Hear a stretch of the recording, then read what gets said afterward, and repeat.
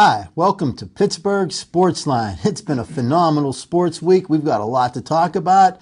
I'm Mike Migliori with Chip Hayner, Smoking Jim Frazier, and Al Levine, the walking infomercial today. Well, we're going to start off as we usually do. Al, what's on your mind? Information. There's a local establishment called Level 20. I want to know if Devin can get a close-up here of the menu. We plan on going there after the show just to do a little sampling of their food. We've heard how great it is, and Tracy and Colin, the owners, they're super people. You guys should head down there right now while the show's going on. They have all kind of different specials. Their food's great. Devin Shea, one of our cameramen tonight, he had a burger that looked fantastic. He said it also tasted very good too. So we'll be down there after the show, and we'll set that menu down.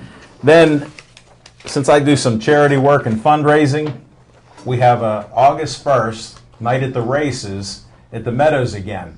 Same type of thing that went the last time. Smoking Jim Frazier made it, and Magic Mike was there. There was a record timer on them of 1.5 minutes, but I think they lasted a little longer. They even had fun, and there are pictures that they were watching the races. And then sports-wise, I got to tell you what's on my mind. I was looking, I'm going to need you one more time, Devin. I don't know if you can get the picture, but these guys might remember, it's a little before their time since I'm the oldest guy on the show, but you guys might remember the saying, who can? American. Pie Trainer. And he wrote this to a little boy named Alan Levine, and he said, to Alan, warmest regards, Pie Trainer. Wow. Or with, what is it? With best regards. Sorry. Sometimes it's best to quit while you're ahead. This was all rehearsed. That was unrehearsed, and we just had all that information to come out, and we're trying to have a little fun. Call 412-831-3304. Give us a call. We'd like to hear some of your input and opinions. And if you have a fundraiser or something, let us know. I'll talk about it. Thanks, Mike. No problem, Al. Jim, what's on your mind? Hey, thanks, Magic Mike. Hey, just want to give another shout out to my good friend, Lieutenant Michael Vent. I tell you what, this is a guy that's promoting our show everywhere. Not only does he watch our show weekly as soon as it comes out on YouTube, but he's promoting it. He's sending out emails. He's forwarding our show to a lot of people. And I tell you what, there's a big buzz around town about the most popular co-host here, Chip. So the Chip the Prophet is building quite a fan base out there. But what's on my mind is Gateway High School. University of Gateway? University of Gateway. Who moved in the neighborhood? I want to give a congratulations to the senior quarterback that's coming year, Thomas Woodson. Black quarterback. He just signed he made a commitment to go to Arizona Wildcats to play quarterback for Rich Rodriguez. And there's quite a story with Thomas Woodson. Number one, he's a good friend of Magic Mike's and myself. We had him on our show when he was only in 10th grade to honor him. But last summer, if you remember, down in North Carolina, he was on a recruiting visit with the all-state linebacker from Gateway, and the kid ended up getting killed by a 29-year-old Mexican. Got shot in the back, but Thomas Woodson, don't forget, was shot in the leg, and doctors never thought he'd ever play football again, but he was able to play last year. He's looking forward to a big-time senior season this year. And I tell you what, Arizona Wildcats doing some great things. Rich Rodriguez is a friend of mine. My best friend's the defensive coordinator for Arizona, Jeff Castile. And I tell you what, Wayne Capers from Char Valley will be going down there as a true freshman. Watch out for Wayne Capers, a great, great player. Upper St. Clair's Dakota Conwell is going there to play linebacker. He was an outstanding quarterback in high school. And don't forget, in 2007, freshman All-American Rob Gronkowski for the New England Patriots, formerly Woodland Hills, set some records down there at Arizona. So they're doing big things. This year I'm predicting already that Gateway will go down in history as the greatest football team of all time. They'll go undefeated and have win the state championship this year. This is already the second Division I scholarship offer. Jay Moore Parrish, two-way great players already committed to Pitt. I believe Gateway will have 8 Division I players off of their soon-to-be state championship team this year. And that's what's on my mind. Nice. I'll let that go for now.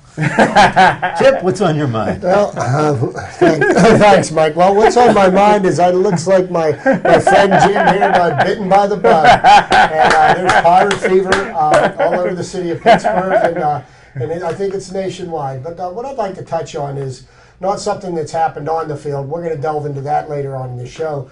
But Sunday morning, I was watching the news, and I saw that the Pirates went out and did some community work on Saturday morning. Now, they played a game Friday evening, and the temperatures were 95 degrees, and they played a game. They had a 4 o'clock game Saturday afternoon, and the temperatures were up near 100 degrees. But Clint Hurdle and Ray Searage and several of the players took time to come out to Mount Lebanon to help support Sean Casey. And Sean Casey was a ball player. He played for Upper St. Clair High School. He played for the Reds, and he played for the Pirates for about 5 minutes before he got traded to the Detroit Tigers. But he put together a field for children that are disabled, to make them eligible to play baseball. And these are children that never had the opportunity to play baseball. So the Pirates coaching staff and the team went out there in between games Friday night and Saturday, and we're working with the children and teaching them basic baseball skills. And my friend Mike here has stated in the past, and he's absolutely correct on this, that the Pittsburgh Penguins were in a Class A operation, and it looks like the Pirates are starting to follow suit, because that kind of community work in the middle of the season, that's something that needs to be recognized. And I wanted to just make sure that I gave a shout out to the Pirates and to Sean Casey, because the Pirates are supporting a guy that didn't even play for their team, and I think that's pretty big. That's what's on my mind. Well, what's on my mind, get to in a minute. First, as far as rebuttals, Al Pietrainer, I think, was probably one of the best third basemen to ever play the game. Doesn't get a lot of recognition because he wasn't real flashy, but if you look back, his batting average was always good, and defensively, maybe the best, even if you include Brooks Robinson. Al, I think you might, Jim, I think you might be right. Gateway will probably go undefeated till the playoffs. Again, they will go most of the way, as they always do. But what's on my mind right now, and again, and I'm sure we're going to hear this one more time later, but there's nothing worse than a reporter with nothing to write.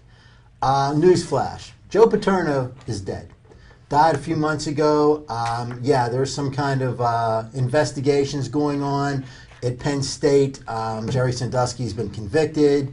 They're going after Spanier and Graham and all the coaches, Curley, to due to perjury and such. Well, Curley comes up with a handful of emails. Okay, not emails from Joe Paterno, but emails that he sent to Spaniard.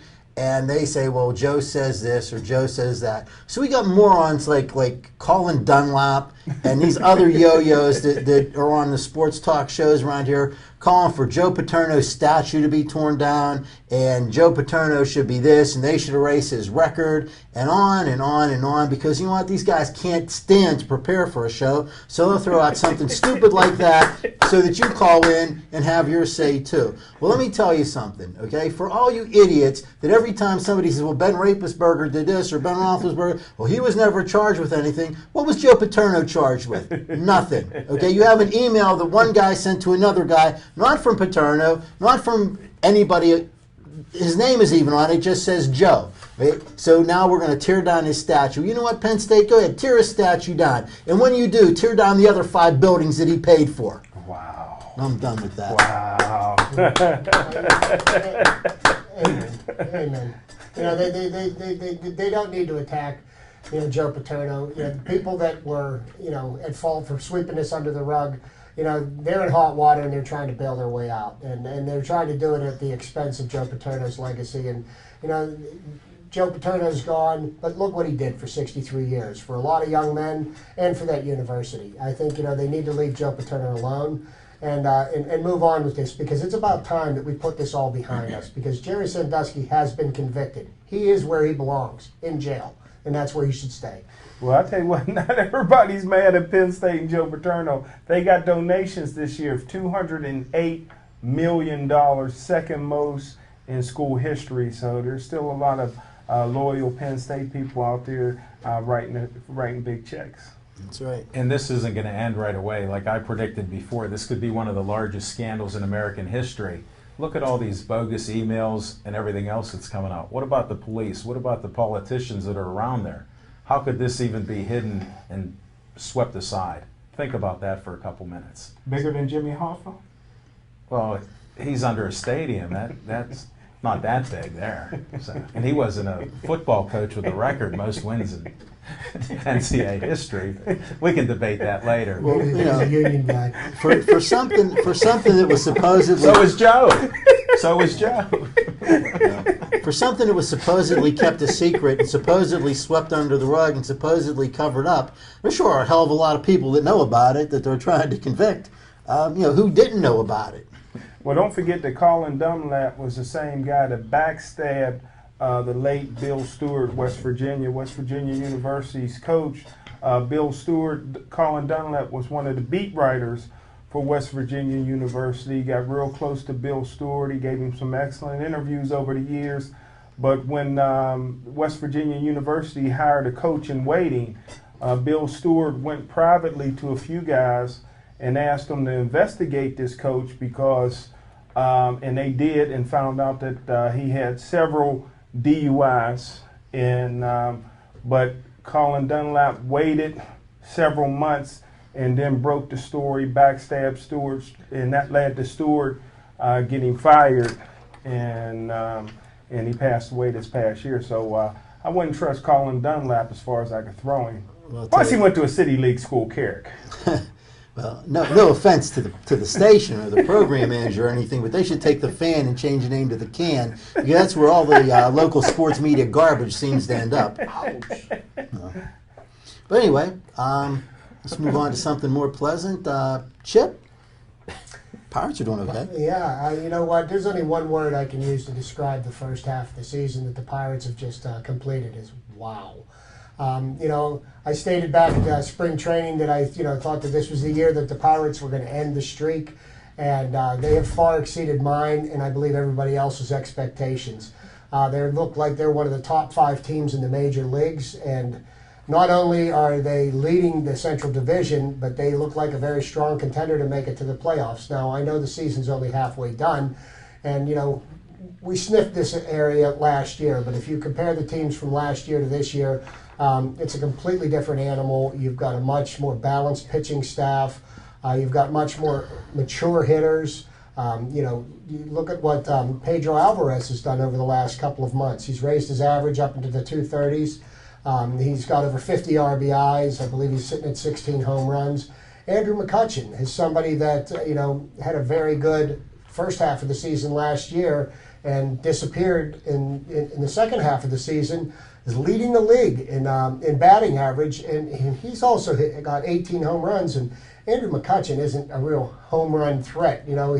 He's hitting the ball hard, and and he's not trying to hit home runs, but in that process, he's hitting home runs. Neil Walker has raised his batting average to almost 290, Wow. and he's being productive. And the Pirates' defense is very solid. I wrote something on a Sports Nation. They put these polls out, and I was playing around with one last week, and I just I typed out that the Pirates are following a very simple formula for winning baseball. They've got good pitching, they've got solid defense, and they're getting timely hitting. And if you can do those 3 things, you're going to win a lot of baseball games. And the Pirates are doing just that right now.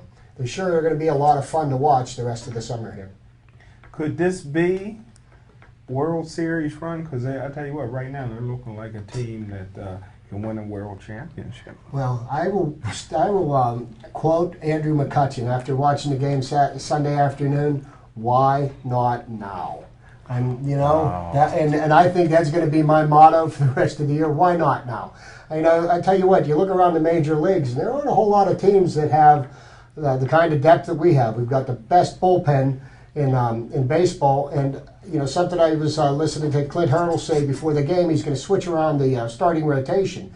And he's going to do that because he's got two pitchers that are very similar in A.J. Burnett and James McDonald. Now, here's two pitchers that are legitimate Cy Young candidates for this year. The last time the Pirates had a pitcher win the Cy Young Award was 1990, was Doug Drabick. Wow.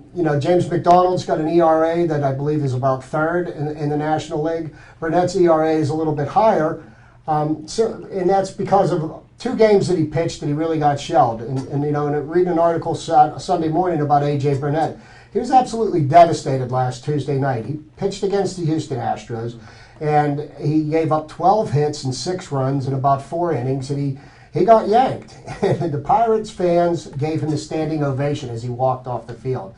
Now, when he pitched in New York, he'd throw ball 1 and he'd start getting booed. It's a completely different animal, and he was totally taken back by that. And I think that's great. But McDonald and Burnett are power pitchers.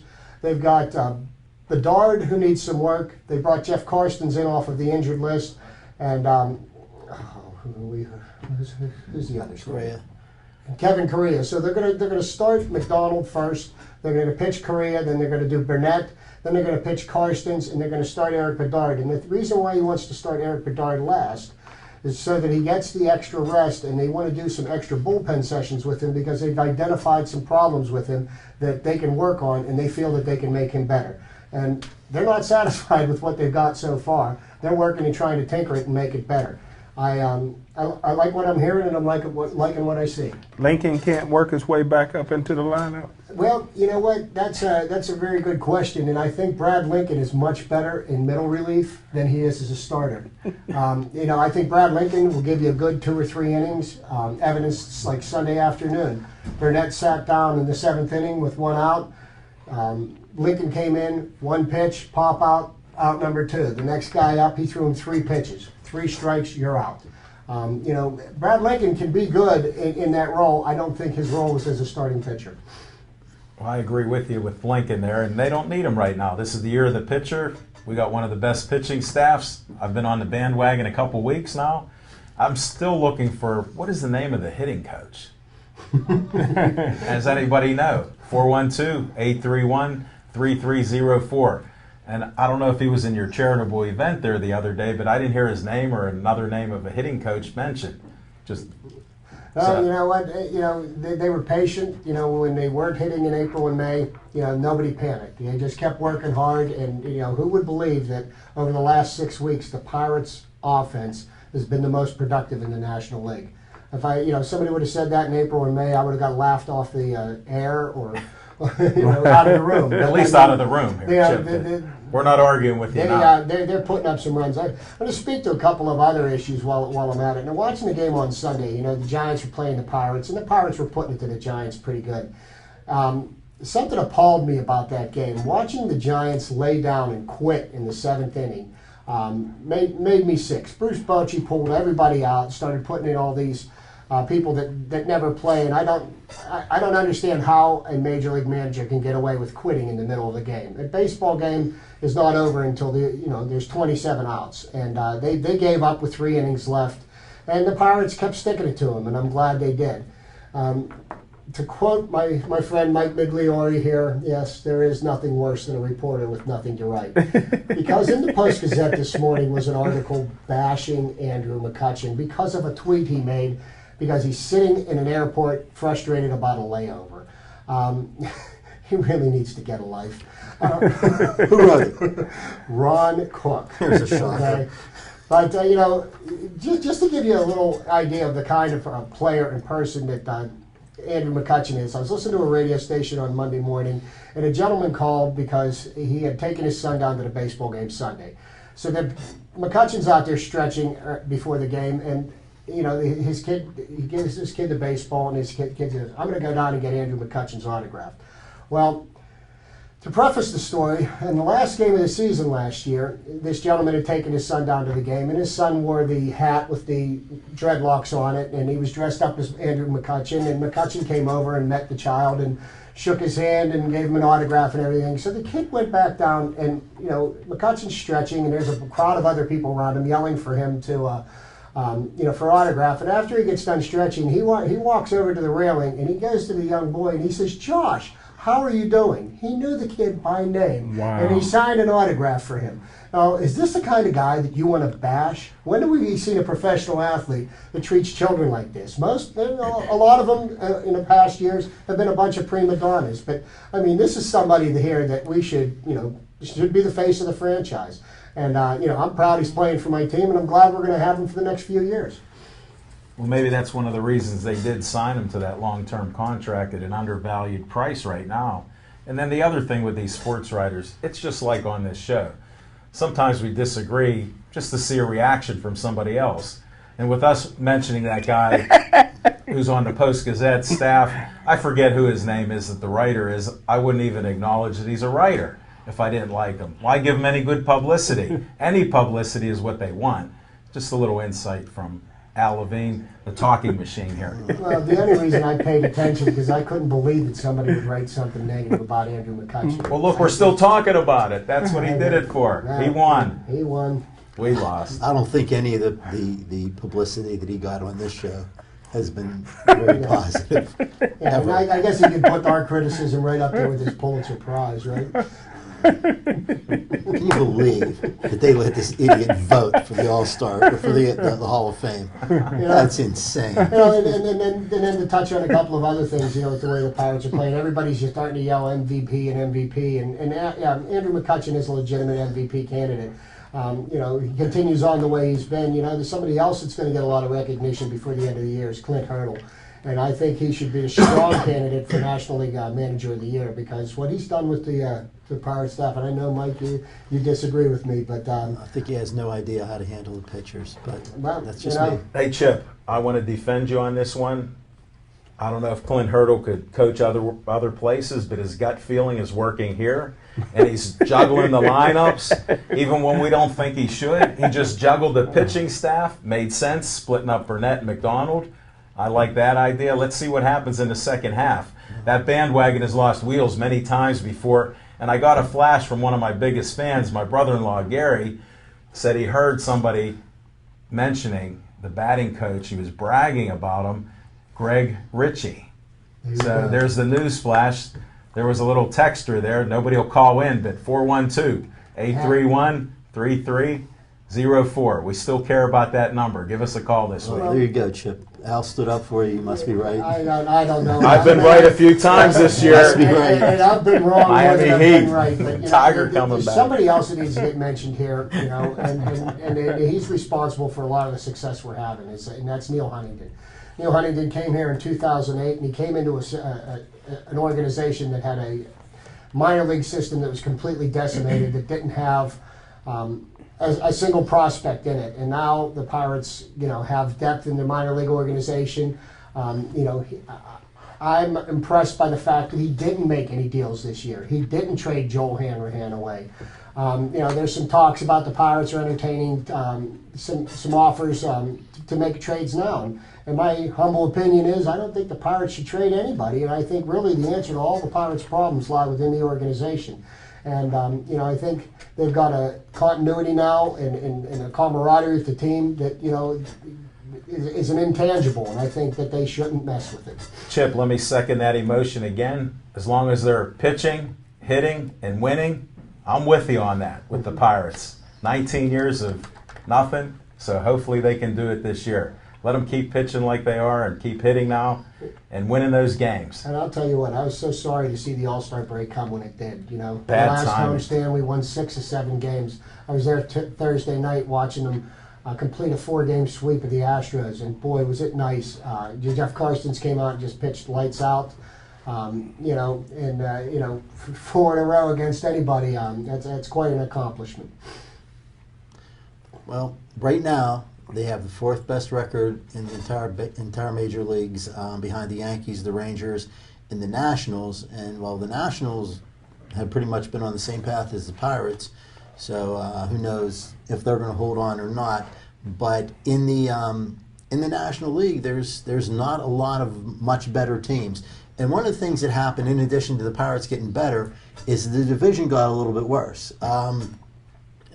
Prince Fielder left Milwaukee, went to Detroit. Albert Pujols left St. Louis, went to Anaheim. Those are probably two of the best players, at least the two best bats in the league at the time. Right now, probably the best player in our division would be Joey Votto, Cincinnati. But Andrew McCutcheon's got to be second.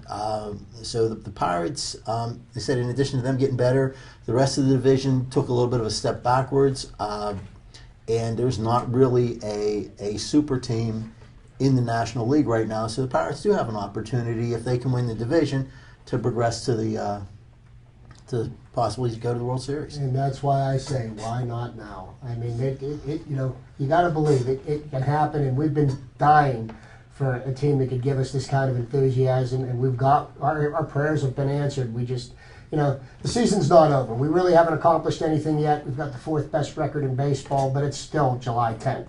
You know, we've got to play through the month of July, through the dog days of August, and then, you know, we're going to have a pennant race in September. And it's going to be nice to watch baseball games in September that actually mean something.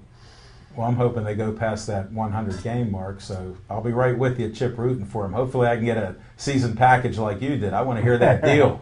I'm looking for 10 games. That'd be nice. Put my money Any where free my ones? mouth was, you know? Any free tickets out there? 412-831-3304.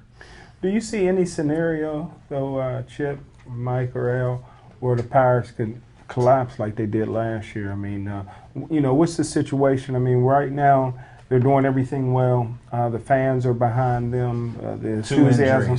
Two injuries right now. That's the only thing that you see? McCutcheon getting hurt, possibly, and maybe McDonald or Burnett.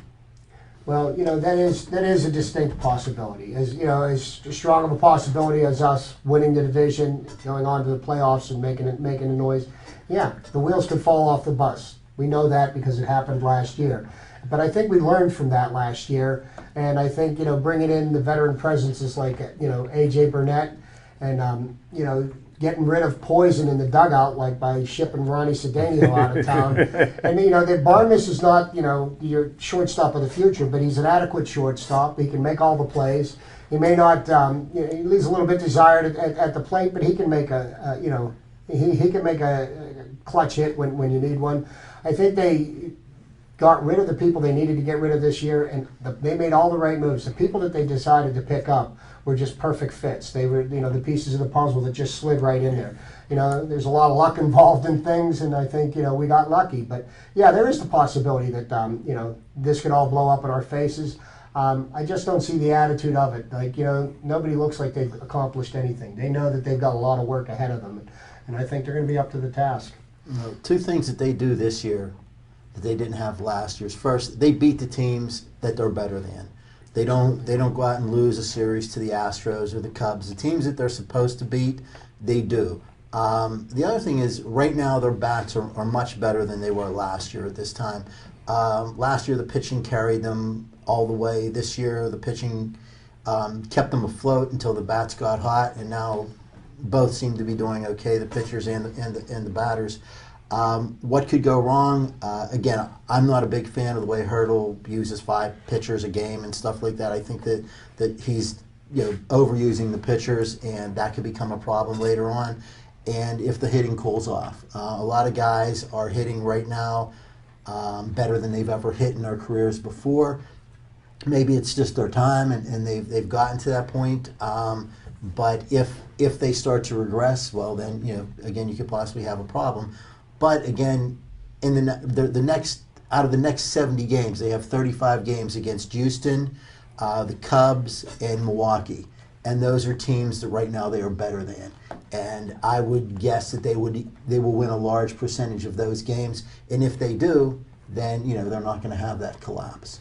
Well, you know, and I agree with Mike. That's the one thing that's absolutely true about what the Pirates are doing this year. They're beating the teams that they should, and they're even playing well against the teams that are on an equal par. they've held their ground against the Cincinnati Reds, and I honestly think that the division's going to come down to a dogfight between Cincinnati and Pittsburgh. I think the two teams mirror one another. Very much so. Cincinnati's got a strong pitching staff. Cuerto's is definitely an all-star. He didn't make the all-star team, and we talked about this last week. Dusty Baker moaned about it, but Cuerto pitched on Sunday.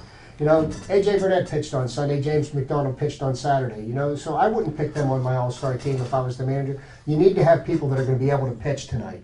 And they pitched on Saturday. You can't pitch them today, and I would never allow one of my pitchers to pitch on 2 days rest, when I know I've got the second half of the season to use them. Only in the World Series, Chip. That's when we'll pitch Burnett and McDonald back to back. If you take a look at what La Russa did, he got a few starting pitchers, but he loaded up with relievers. Mm-hmm. And to me, that looks like he's taking it seriously and trying to win this game. Well, this is his swan song. They gave him an honorary manager because he did win the World Series last year, and the World Series managers do get the opportunity to coach the All-Star team. But this is the last time that he's going to coach a team, and who wouldn't want to go out on a winning note? As much as I dislike Tony La Russa. Nice disclaimer there, Chip. But back to the Pirates there with being on the bandwagon there. Why don't we just enjoy the season, the rest of it here? I'm hoping they don't fail. I sort of believe that when they talked in spring training, they said that a lot of their players weren't ready to play the whole season, and this year they were working towards that. Well, I'm starting to see a lot of the pitchers are lasting more than 6 innings, and they go deeper in the lineup with these teams. And even though he's bringing in 3 or 4 other pitchers, he does have them in a certain scenario where he's getting some good work out of them. Look at Grilly being an 8th inning guy, and then even once in a while he's pitched a 9th inning. And Hanrahan, like Chip and I discussed earlier, he's actually been struggling. Even though he has a bunch of saves, he did get a couple wins that were sort of ironic, that he had a save situation that got blown, and then the Pirates came back and he got a win. So he even was making fun of that too. So they're a nice loose bunch of guys out there, and that always helps. It harkens back to 1979 and We Are Family, like you guys are mentioning how they bonded. They're doing different things like that out in the community. So maybe this will be their year. That would be nice. Well, that's right here, guys. Fear the Zoltan. What is that? How do you do that? Left over the right. Left palm out, right palm out. I did the wrong way. Fear the Zoltan. I thought you were shooting gang signs. No. I did our show. Our show's the right palm. But do you think that Andrew can do what Dave Parker did in 1979, win the MVP tonight? No. If he plays like he does and he's able to last the whole season, it looks like he's a stronger guy this year than last year. My question would be, is Chris Berman going to be interviewing somebody else while he's doing it? My question is, who cares who he interviews? If it's Josh Hamilton, so what? Who cares who they interview? Home run derby's just for PR. The reason I would say no, actually 2 reasons. First, Parker had 2 advantages. He started, and the game was here. Okay. And he had a great game. He had a home run. He threw a guy out at the plate. Threw a guy out of the third too from right So there. he had a good game, but you would think that one of the starters probably will get the MVP and possibly one of the pitchers. And he was sleeping with one of the people that was in the group, We Are Family, Sister Slash. How they come up with that. He got my vote. She was a pretty girl. So. They were really there you go, then. No, but I'll tell you what, pirate tickets are going to be a hot commodity, and you know what, the Pittsburgh fans are starting to come out in droves to the games. I was at a game Thursday night. It was 95 degrees with like 90% humidity. Probably had about 25,000 people there on a Thursday night. Weeknights usually don't get crowds like that, and the most ironic thing about that I found out was listening to the announcers on Saturday that over 250,000 people tuned in to watch that game Thursday night in the tri-state area. So you know what, everybody's noticing, but you know, you got that kind of support. I mean, it's great to see, because you know, we've always said that, you know, if they put a team... 250,000, is that a lot of people? Just the city has over 330,000. Where were they all at? No, that's how many people tuned into Root Sports to watch the game. And we've always said that if they gave us a product, a contending team, that the people would come out, and they're starting to do just that. That was only 10 times the amount of people in the stadium. No, actually, there was 250,000 households, not 250,000 people. That makes Some a big households might have difference. 2 or 3 people. That makes a big difference. That might have been 1 million people. Everybody's Nice excited save. about the Pirates. There's a buzz around town, and they are the story of the summer. That's true. Yeah, we won't mention any other teams now because of the Pirates. Let's go Buccos. How about the amazing Mets? What do you guys think? The Mets is a good story this year. R.A. Dickey. R.A. Dickey, buddy. Get the knuckleball out. What a story that is. I hate to break this up because the Pirates are a great story, but we got to do public service here. We have to avert a tragedy. I know a lot of you Penguin fans are on suicide watch. But you know what? Zach Parise really wasn't all that big a deal. He may have been the best or the most interesting free agent this year, or maybe not, because P.A. Parento had exactly the same numbers as he did last year, and he signed for about $4 million, which is a little less than half of what Parise signed for. Also, Ryan Suter, nice defenseman, but Penguins have plenty of those. I wouldn't feel all that bad, and actually right now I guess the deal is that they're going to try to sign Alexander Semin. I wouldn't be too sad when that goes away either. Okay, the 2 people out there that they should be looking at are Nash in Columbus. Again, maybe not a great fit, but he'd probably help a little bit. Bobby Ryan in Anaheim is the answer. If the Penguins want to make a move, if Shiro wants to make a move, that's who he should be looking at. Anaheim doesn't like him all that much anymore. He's kind of in their doghouse. He would be the best fit for a winger on Crosby's line. If you bring him in and put him with Crosby and Dupuis, keep Malkin with Neal and Kunitz, they have the best 6 players the best 6 forwards in the league together. That will make a huge dent in what they need. And then as far as Suter, well, they got a lot of defensemen already. They've got some very good defensemen. They've got about 3 right now over at their prospect camp at the stadium or at the arena, that could step up and do the job right now. Unfortunately, they'll never be able to move Martin with that contract. Personally, I'd send him to Wheeling. But, $5 million is a lot to pay somebody in Wheeling, I guess. I don't think that he's the answer, but they're probably going to hold on to him just because of that money. But they've got a lot of people out there in their organization that can step up. They didn't need Zach Parise. He would have been a nice to have. When he went to Minnesota, he's the best player on their team. Suter will probably be the 2nd best player on their team, and they will still be a bad team. If he had come to the Penguins, he would have been 6th or 7th on the depth chart as far as the best players on the team. He's not as good as Crosby. He's not as good as Malkin. Why would you give him that kind of money?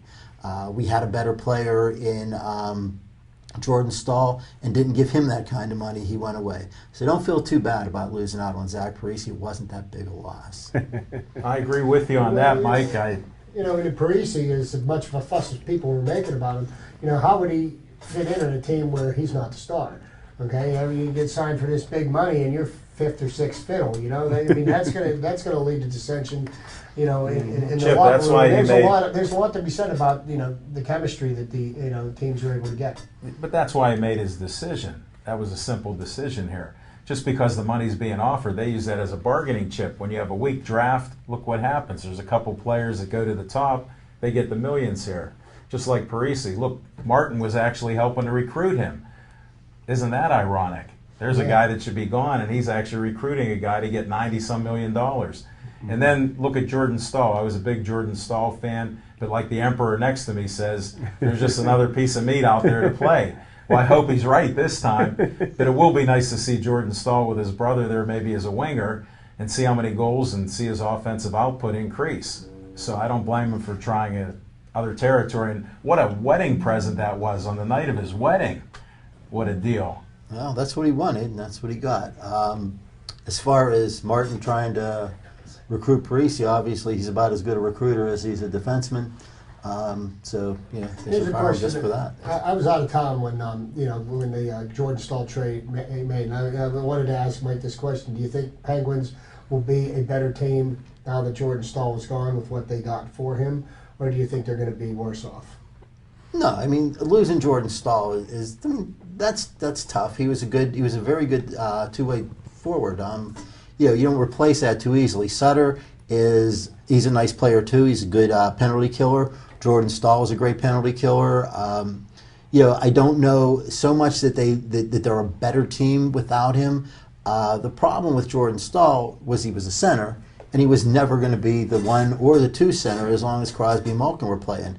I think that was probably as big a part of his decision as the fact that his brother played there, was the fact that once again, now that Crosby was back, he was going to be sent down to the third line and was not going to get nearly as much ice time. If Jordan Stahl had gotten 1 or 2, first or second line ice time, his numbers would have been a lot better than they are. Well, I think it's going to hurt on the defensive game. It may not hurt offensively. We have a heck of an offensive team. But on the defense, we could have a problem there. He did save us a lot of times because he would go back and defend people where we have our defense running up to the other end a lot of times. So he could come back with that long reach. And I think he handled it pretty well in the back there. Well, what about this kid they picked up in the draft as part of the pick? I don't even know his name. The defenseman they picked up in the first round. Does he look like he might be, part of the solution, or? No, he's not ready yet. I mean, in hockey, you very rarely draft somebody in hockey that starts that year. That's rarely, because they'll go as far back as high school to. To do. I mean, they have Jaromir Jagr. They drafted him. He played. Jordan Stahl. They drafted him. He played. But those, it doesn't always happen that way. So that part of it, he'll have to fit in to either to Wheeling or Wilkes-Barre or whatever, and he'll work his way up. But we have defensemen like Dupre, Joe Morrow, and a couple other guys that look like they're ready to come up. And they'll fill those holes defensively. I think the Penguins will be a much better hockey team defensively this year. They definitely have to be, because that was their flaw in the playoffs last year. Right. Now, if they don't get Semin or Shane Doan or whatever, if they don't get these guys, then they have Eric Tangradi, who never really got much playing time when he was up. If you put him on a line with Crosby, I think that he will improve vastly. So they've got players like that, that Bo Bennett that may be able to come up and step up. So they've got a lot of answers in their system, just like the Pirates do. They may not have to make a trade. They just might have to, watch these guys a little bit closer during this camp and pick one to come up and give them an opportunity. No, it'll be interesting to watch that happen. Because the Penguins are just too talented of a team to not be raising that cup up at the end of the year. And I'm looking forward to seeing them, give a chase to it this year. Well, I think if they just stay pat, they'll be fine. They have the talent there. Let's just do it, and we'll root for them like the Pirates here, Chip. Hey, you know what? You got to root for the homeboys.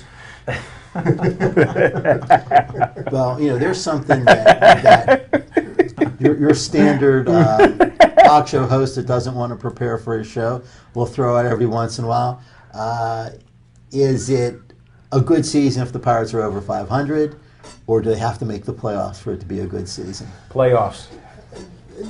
To be honest with you, the Pirates right now, even if they don't make the playoffs and, they've got a competitive team running on down and they have a chance to contend for a division championship, and even if they come up a little bit short, yes, I think it's a successful season, because it's a far cry better than what we've had before, because, what used to happen over the last 19 years, what was it, the third week of July, the Steelers went to training camp and baseball season was over, that So, it's the first time we mentioned the Steelers on show. No, don't but, do that. But I mean, I expect the Pirates to make it to the playoffs. But if they don't, I think the season will be a huge success. Obviously it'd be much more of a success if we make it to the playoffs, and on the odd chance win the World Series. Wouldn't that be great? To have a parade in October. Right? I think if they go 500, we should still have a parade. I disagree. I'll tell you what. I disagree with both of those guys. If it's not playoffs, I mean, why set a scale of mediocrity? I'd rather dream big, dream large, go for the playoffs. If we're in the playoffs, that's a successful season. We haven't been there in so long. Come on now. Why would we want to settle for something less? 11 games over 500, I believe they can go all the way. It's hard to make the playoffs in baseball. Not anymore. It's all No, kinds it's of easy teams. now. They added a team. Come on now. I'll tell you, first off, I'm not somebody that'll say, hey, I'm okay with having bronchitis because it's not as bad as pneumonia. So no, I don't think that it's okay. We agree. If we have a good season because it's not as bad as last year. I think every team in every sport should be striving to make the playoffs. And if you don't make the playoffs, no matter how much better you did than last year, it's still not a successful season.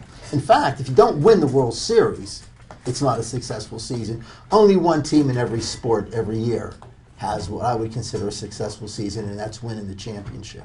And then, and that is the goal of every single team. And I don't think the Pirates are playing this year just to hit 500. I think right now I think they're beginning to believe in themselves that they can reach the heights. Well, Jim, will Gateway be satisfied just to make bad example? Excuse me. That was a bad example, but take like another team.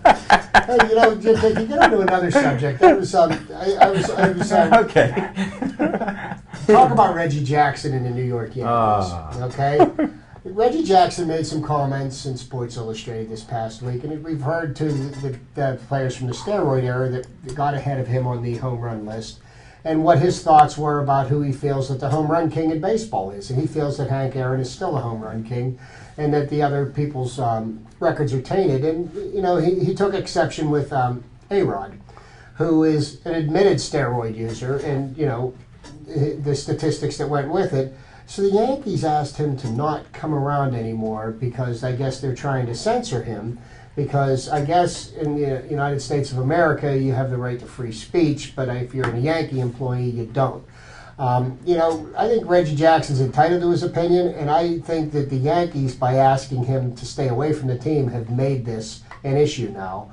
That, what's wrong with Reggie Jackson speaking his mind about any of the players on the team or any of the players that, that are out of baseball now that will never get into the Hall of Fame? Personally, I agree with Reggie's point of view, but that's just my opinion. But I just find it laughable that the Yankees would censor him. Well, I'll tell you what, first off, the Yankees have not censored him. All right? The Yankees might tell him don't come around the team, but Reggie Jackson will find a forum to speak his mind anytime, anywhere he wants. Mm-hmm. There's no sports talk show nor any news channel that will not bring him on if he wants to talk. And probably he'll get on a place that won't run commercials over him when he's talking. But he will have his say about the Yankees on and on. And the more the Yankees try to censor him, a guy like Reggie Jackson, the more he will talk. Well, wait a second. Did he shave his mustache off? Because don't they have a no-hair policy? If he agreed to that, he can't speak out because if he shaved.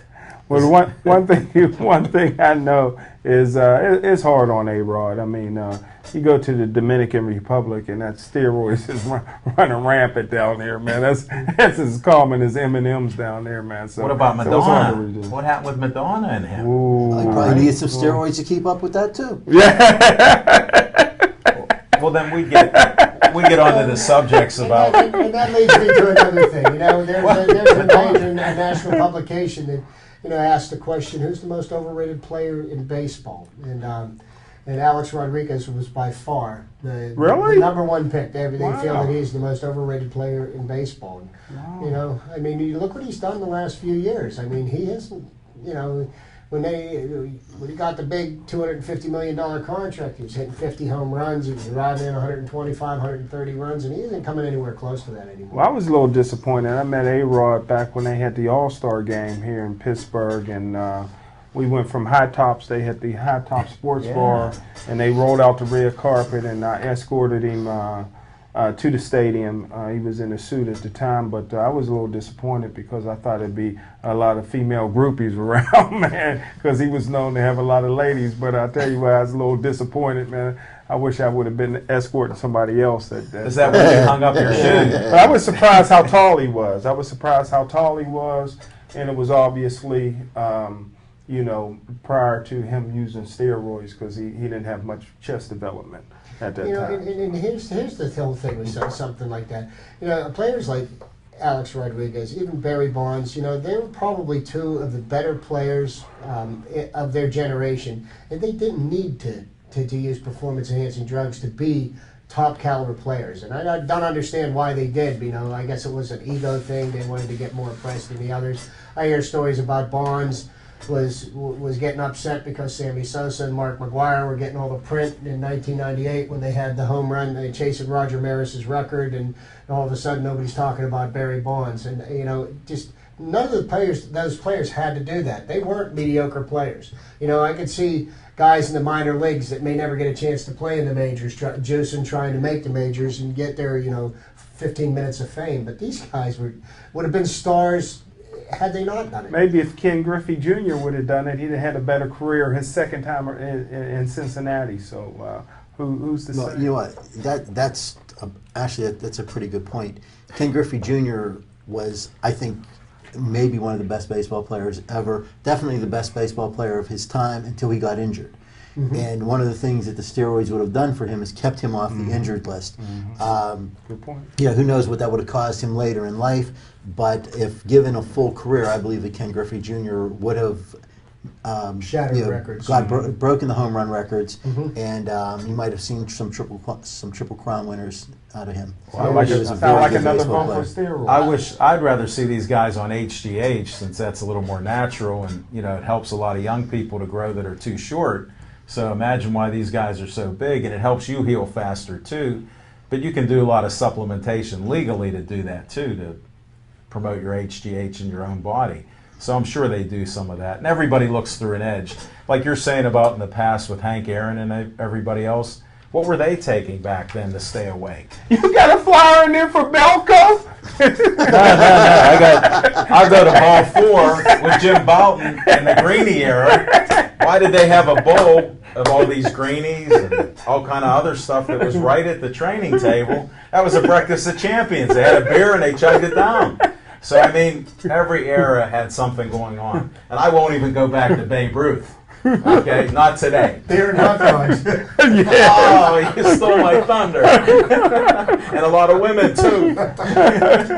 That's almost as good as the Red Sox last year, drinking beer and eating fried chicken in the dugout while the game's being played. That's what got the Babe Ruth thing. Let me ask you guys this. Get back to the subject here. Because, a lot of people say that, athletes should, sustain, avoid women prior to their sporting event. But you take Bob Beamon in the Olympics, I guess the '68 Olympics. Bob Beamon came out and said that he was with a woman the night before. He jumped and have never jumped over 27 feet in the long jump and did almost 30 feet, and it's still a record today. Now he's trying to jump away from. Well, I think you have to watch when you're going with women before a Super Bowl, that you have to watch that, because a lot of players have gotten in trouble in this curfew and not even shown up for the game. And I won't mention names. Eugene Robinson from Green Bay. Right. And there's some notorious players that... But he paid for that. They sort of missed the game. So they couldn't get carried away. Just making sure he's still paying. That guy from Oakland. There's lots of things. Oh, yeah, the guy from Oakland. Yeah. But I went crazy. I think what they do with somebody else the night before, that's nobody's business. I don't think that affects. But do you think you don't think it affects? I don't think it would affect somebody's performance one way or another. You're either you're focused, you're dialed into doing what you're doing. Whoever you slept with the night before or didn't sleep with the night before, I don't think would make you jump further or less far. The stars were aligned right. I don't know. I don't know. I think a guy like Wilt Chamberlain, who's one of our heroes on the show, we've all mentioned about him. Hero of mine. So I think it didn't matter with him. It enhanced his play, all of his games. So that's on the record. Look at he had one of the highest scoring averages on and off the court, as Smoking Jim would tell us. But you look at a guy like Jake LaMotta. Jake LaMotta went for, even as he was married, he went for years without even doing anything. He didn't do anything until he became champ of the world. So, well, work for I'll tell you. Guy I have a lot of respect for, jokingly refers to Ray Lewis as the greatest football player of all time. Ray never hung out with girls the night before the Super Bowl. Killed a few people. But, No girls. And they won. He hasn't been back since then. Well, wasn't that after the Super Bowl? Well, that was That's actually like before. before. That was before. It was well, before. It was before they went. He was hanging out with. Some friends. I guess he was hanging out with Adrian Peterson's dad. Jack the Knife. But Adrian Oh, Peterson. no. Guess whose lawyer he has? Adrian Peterson was the victim there. Hold it. Wait, Chip. Rusty Harden got Roger Clemens off in there. See, I knew we'd get Roger Clemens on before the end of the show because Adrian Peterson said, if you could get a guy off the hook like him because you got to pet it, not to talk about him, then you can help me because I'm surely a victim. To speak to the same point, you've got Lance Armstrong's back in the news again, and I heard that the American or the Bicycling Association has banned him and anybody that was on his team from even being allowed anywhere near the sport anymore because they're going after Lance now, and they're going to probably waste another couple of $10 or $20 million trying to get somebody, and to testify against him, and then his attorneys are going to trash that person because the people that they're going to have testify against him are bigger dirtbags than he is, so he's going to walk away, and they're going to waste millions and millions of dollars, and it's just a waste of time. Let's bury the subject and forget about it. Why go after Lance Armstrong? What are you going to accomplish? Not only are you not going to accomplish anything, they're killing themselves. They might as well cut their own throats because the only reason anybody's ever watched bicycling on TV is because Lance Armstrong was riding. Mm-hmm. Right.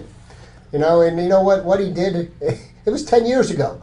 Okay? Yeah, but Chip, you can't change the past. Yeah, but here's the thing. Even if he did that, he did come back from cancer to do it. And so what if everybody else on his team was convicted and they lived in his house? I mean, I don't expect anything else, but he is a true American hero. That's what we all look up to. That's why we wear these Live Strong and everything else. So, I mean, people can believe whatever they want. Like we've talked on this show, if you want role models, look for somebody that's a hero in your life, with a child, with a sick parent, or somebody like that. Look for those heroes that help your family. These sports guys, let's go watch them, enjoy them, but they're not my heroes. Find your family heroes. One last thing, and I know we're getting close to the end of the show, but we've got the Olympics coming up pretty soon. And, USA. And the Olympics, everybody pays attention to that, but there's something I meant to mention last week, and I'd forgotten all about it. There was the, and I know we laugh because nobody in the United States likes soccer, but the Spanish soccer team has done something that no other soccer team has ever done.